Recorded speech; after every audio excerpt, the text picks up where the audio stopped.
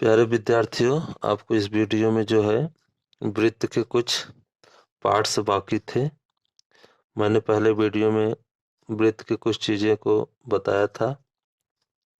अब मैं इसमें जो है वृत्त के कुछ शेष भाग जो है बताने का प्रयास कर रहा हूँ। तो देखिए, चाप किसे कहते हैं। चाप, परिधि के टुकड़े को चाप कहते हैं। अब देखिए, परिधि मैंने पहली वीडियो में आपको बता दिया है। परिधि के टुकड़े को क्या कहते हैं? चाप। जैसे देखिए, ये आपका क्या है? एक सर्कल है। ये आपका इसका केंद्र है, ठीक है। यानी केंद्र के चारों तरफ जो एक गोला लाइन होता है, ठीक है, यही आपका क्या कहलाता है? परिधि कहलाता है। ये जो है सब क्या है? यहाँ से यहाँ तक पूरी जो घूमी हुई है, सब क्या है? परिधि। तो चाप किसे कहते हैं? यानी परिधि के टुकड़े को। जैसे देखिए यहाँ पे मैं यहाँ पे से इससे मैं गोला बनाने जा रहा हूँ ना, तो आप मान लीजिए यहाँ पे क्या है? केंद्र है। देखिए, ये आपका चाप का एक टुकड़ा है। क्या है? एक टुकड़ा। इसी को क्या बोलेंगे? हम चाप बोलेंगे। यानी परिधि का एक टुकड़ा है, इसको हम क्या बोलेंगे? चाप। यही आपका चाप। अगर पूछा जाए चाप किसे कहते हैं, तो आप बताएंगे कि परिधि के टुकड़े को चाप कहा जाता है। अब मैं इसको पूरी तरह से घुमा दूंगा तो बन जाएगा क्या? एक सर्कल बन गया। तो कहने का मतलब यहाँ से ये जो है आपका क्या कहलाया? चाप कहलाएगा। ठीक। अगला हमारा है जीवा। जीवा या चाप कण परिधि के किन्हीं दो बिंदुओं को मिलाने वाली रेखा को जीवा कहते हैं। यानी परिधि को जो बिंदु मिलाती है, जो रेखा मिलाती है, वह रेखा जो है जीवा कहलाती है। तो परिधि के किन्हीं दो बिंदुओं को मिलाने वाली रेखा को जीवा कहते हैं। जैसे देखिए यहाँ पे एक, ये आप देख रहे हैं ना, यानी इस परिधि और इस परिधि, मतलब मान लीजिए यहाँ पे ए बिंदु है, यहाँ पे बी बिंदु है, ठीक है। तो यह रेखा जो ए और बी को मिला रही है ना, तो जो रेखा ए और बी को मिला रही है, यह आपकी क्या कहलाएगी? जीवा कहलाएगी। अगर दूसरे शब्दों में हम कहें कि जीवा क्या होता है, तो जीवा जो है परिधि, यानी एक सिरे से दूसरे सिरे की परिधि को जो मिलाने वाली रेखा होती है, वही रेखा आपका जीवा कहलाता है। देखिए, एक ये परिधि यहाँ से यहाँ की बीच की परिधि को मिलाने वाली रेखा क्या है? ये रेखा है ना, तो यही आपका क्या कहलाएगा? जीवा कहलाएगा। अब देखिए दूसरी चीज, एक चीज ध्यान देना, व्यास। व्यास जो होता है सबसे बड़ी जीवा होती है। व्यास जो है सबसे बड़ी जीवा होती है। तो व्यास हमेशा केंद्र से होकर जाती है। ये मैंने पहले वीडियो में आपको बता दिया है। तो सबसे बड़ी जीवा क्या है? व्यास है। एक चीज और आपको ध्यान देना है नोट में, सबसे बड़ी जीवा जो है व्यास होती है। सभी जीवा व्यास नहीं होता है। कहने का मतलब यहाँ आप समझ लीजिए, ये आपका क्या है? एक सर्कल है। ए, इसको क्या बोलेंगे? जीवा कहेंगे। जीवा जो होता है, अभी हमने बताया आपको कि परिधि को मिलाने वाली जो रेखा होती है, जीवा कहलाती है। और एक आपका क्या है? व्यास है। आप देखिए, व्यास जो होता है, हमने आपको बताया कि सबसे बड़ी जीवा होती है, ठीक है। इसमें प्रश्न कुछ बनते हैं, क्या सभी व्यास जो होते हैं, क्या सभी व्यास जो होते हैं वो जीवा होता है? हाँ, सभी व्यास जो है वो जीवा होती है, लेकिन सभी जीवा जो है व्यास नहीं होता है। जैसे समझ लीजिए, व्यास क्या होता है, मैंने आपको बताया कि केंद्र से होकर जाने वाली जो रेखा होती है, जो दोनों तरफ परिधि को स्पर्श करती है, उसको व्यास कहते हैं। देखिए, एक व्यास है। व्यास जो है आप अनंत व्यास खींच सकते हैं किसी भी सर्कल में। तो ये देखिए, सभी जो है वृत्त से यानी केंद्र से होकर गया है। अब यहाँ थोड़ा समझ लीजिए कि सभी क्या है? व्यास है। अब व्यास जो होता है क्या कहलाएगा? जीवा कहलाएगा। तो इसमें प्रश्न बन सकते हैं कि सभी व्यास जो होते जीवा होते, लेकिन जीवा जो होता है सभी व्यास नहीं होता। जैसे यहाँ समझिए, क्योंकि जीवा जो है केंद्र से होकर नहीं जाती है। आप देख सकते हैं ये क्या है, जीवा है। तो इस तरह हम कह सकते हैं कि जो जीवा होती है वो व्यास नहीं होती है, और व्यास जो होता है वो जीवा हो सकता है, सॉरी होगा। चलिए, आपको क्लियर हो गया। अब आगे मैं बढ़ता हूँ। अर्धवृत्त। तो देखिए, अर्धवृत्त किसे कहते हैं? वृत्त का व्यास, वृत्त का व्यास वृत्त को दो बराबर भागों में बांटता है, उसी भाग को वृत्त का अर्धवृत्त कहते हैं। आपको अच्छे से समझ में आया होगा कि वृत्त को बांटने वाला काम कौन करता है? व्यास।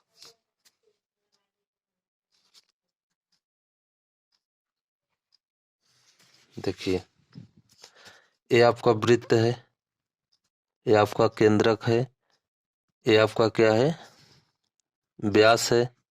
अब देखिए, ये व्यास जो है इस वृत्त को दो भागों में बांट दिया है। अब इसका एक भाग जो है वो क्या कहलाएगा? क्या कहलाएगा? अर्धवृत्त। अर्धवृत्त का मतलब आधा वृत्त या आधा गोला। तो देखिए, इसका आधा गोला ये हो जाएगा, ये ए। तो ये आपका क्या कहलाएगा? अर्धवृत्त। अर्धवृत्त, ठीक, ये आपका अर्धवृत्त कहलाएगा। इसके बाद अगला हमारा है वृत्ताकार क्षेत्र। वृत्ताकार क्षेत्र क्या होता है? यानी वृत्त के क्षेत्र को वृत्ताकार क्षेत्र कहते हैं। वृत्त के क्षेत्र को क्या कहा जाता है? वृत्ताकार क्षेत्र कहा जाता है। जैसे देखिए, ये आपका क्या है? एक वृत्त है, ये इसका क्या है? केंद्रक है। इसकी पूरी जो क्षेत्र होती है वही आपको क्या कहलाती है? वृत्ताकार क्षेत्र। मैं यहाँ लिख देता हूँ वृत्ताकार क्षेत्र। अगर पूछा जाए वृत्ताकार क्षेत्र किसे कहते हैं, तो आप बताएंगे कि वृत्त के क्षेत्र को क्या कहा जाता है? वृत्ताकार क्षेत्र कहा जाता है। इसके बाद अगला हमारा है वृत्तखंड। तो देखिए, वृत्तखंड क्या होता है? जीवा एवं चाप से घिरा क्षेत्र को वृत्तखंड कहते हैं। यानी जीवा और चाप, जीवा और चाप से जो घिरा क्षेत्र होता है वही आपका क्या कहलाता है? वृत्तखंड कहलाता है। जैसे इसमें समझिए, ये देखिए सर्कल है, केंद्रक ये है, ये क्या है? जीवा है। और यह जो देख रहे हो इसको क्या बोलेंगे? चाप बोलेंगे। हमने आपको बताया पहले ही कि परिधि के टुकड़े को चाप कहते हैं। तो देखिए, जीवा और चाप, जीवा और चाप से जो घिरा क्षेत्र होता है यही क्षेत्र है। देखिए, आपका क्या है? जीवा है, और ये आपका क्या है? चाप है। ठीक, इन दोनों के बीच में जो जगह बच रही है वही जगह आपका क्या कहलाएगा? वृत्त खंड कहलाएगा। क्या कहलाएगा? वृत्त खंड। तो आपको वृत्त खंड समझ में आ गया। मैंने यहाँ पर लाइन खींच के आपको बता दिया है क्या है वृत्त खंड है। अब अगला हमारा है, एक चीज और इसमें ध्यान देना बच्चों, वृत्त खंड को दो भागों में बांटा गया है। कौन कौन से, मैं ये भी बता देता हूँ आपको। देखिए, वृत्त खंड को दो भागों में बांटा गया है। तो पहला हमारा है लघु वृत्त खंड और दीर्घ वृत्त खंड। तो लघु वृत्त खंड और दीर्घ वृत्त खंड क्या होता है, पहले मैं इसको आपको बता देता हूँ।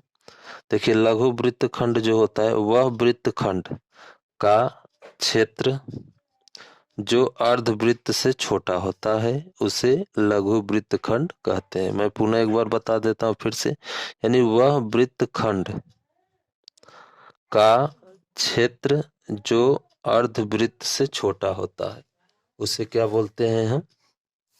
लघु वृत्त खंड।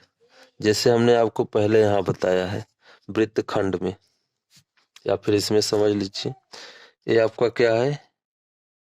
केंद्रक है, ये अर्धवृत्त है और ये अर्धवृत्त है। ये क्या है? व्यास है। व्यास जो है दो बराबर भागों में वृत्त को बांटा है। अब देखिए, लघु वृत्तखंड यानी जो अर्धवृत्त से छोटा। तो देखिए ये आपका अर्धवृत्त ये होगा, तो यानी अर्धवृत्त से जो छोटा होगा क्षेत्र वही आपका लघु वृत्त कहलाएगा। तो यहाँ से यहाँ ये आपका क्या कहलाएगा, लघु वृत्तखंड। चलिए अगला हमारा है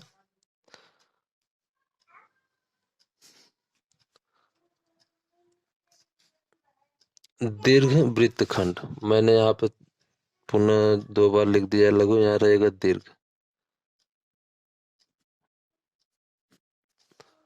दीर्घ वृत्तखंड। तो देखिए दीर्घ वृत्तखंड क्या होता है,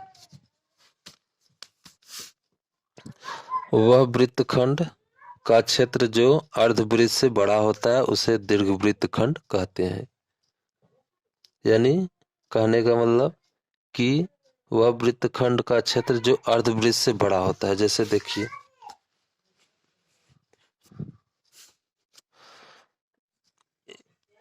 ये आपका सर्कल है, एक केंद्रक है, ये आपका क्या है, व्यास है। तो दीर्घ वृत्तखंड उसे कहते हैं जो व्यास से बड़ा होता है। यानी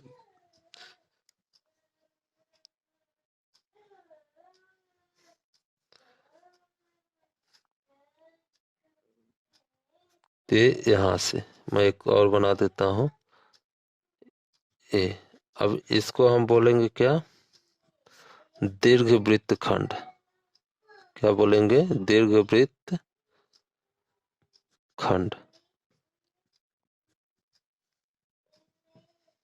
तो देखिए अर्धवृत्त से बड़ा है, आपका अर्धवृत्त ये है, ठीक है, व्यास, ये लाइन आपका व्यास है ए।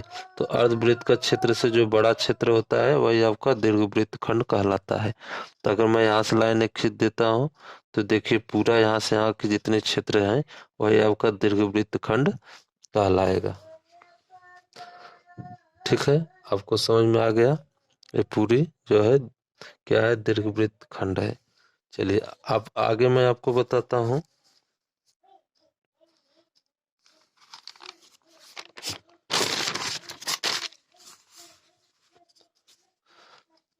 त्रिज्य खंड। तो त्रिज्य खंड क्या होता है, वृत्त का वह भाग जो 2 त्रिज्याओं एवं उसके बीच के चाप से घिरा रहता है उसे त्रिज्य खंड कहते हैं। यानी कहने का मतलब साफ है, यानी जो 2 त्रिज्याओं और चाप से घिरा रहता है जो क्षेत्र वही त्रिज्य खंड कहलाता है। देखिए ये वृत्त है, ये आपका केंद्र है, और यहाँ देखिए केंद्र से परिध के बीच की दूरी क्या कहलाती है, त्रिज्या कहलाती है। एक ये त्रिज्या हो गया, एक ये त्रिज्या है, यानी 2 त्रिज्या हो गया, और ये आपका ये क्या हो गया, चाप हो गया, ये हो गया चाप, ठीक, और ये आपका त्रिज्या हो गया,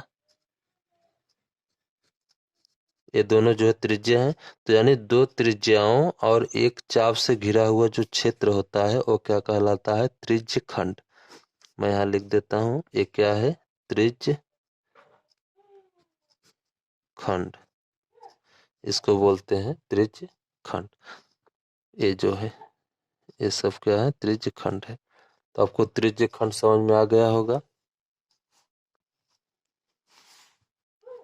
अब आगे हम आपको बताएंगे त्रिज्य खंड के 2 भाग होते हैं, एक लघु त्रिज्य खंड होता है और एक आपका दीर्घ होता है।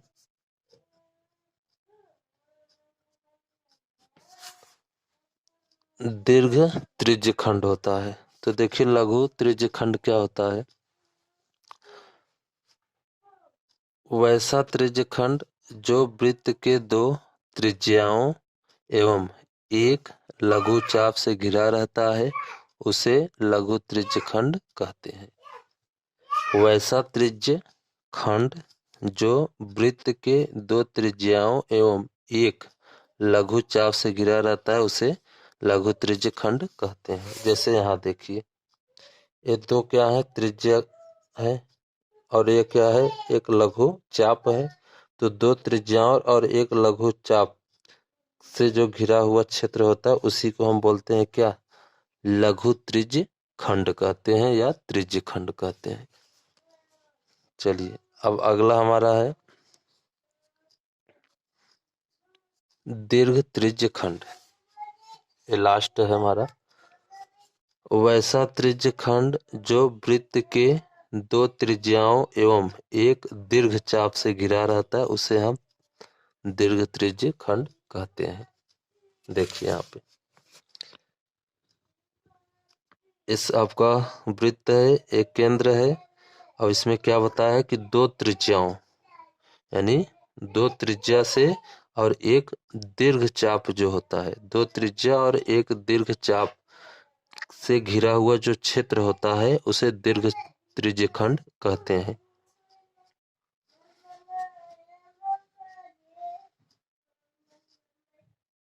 तो एक त्रिज्या आपका ए हो गया और एक त्रिज्या आपका ए हो गया। तो देखिए ये जो आपका क्षेत्र है, यहाँ से पूरी ये क्षेत्र आपका क्या कहलाएगा, दीर्घ त्रिज्य खंड। या मैं इसको फिर से एक बार बता देता हूँ, देखिए यानी दो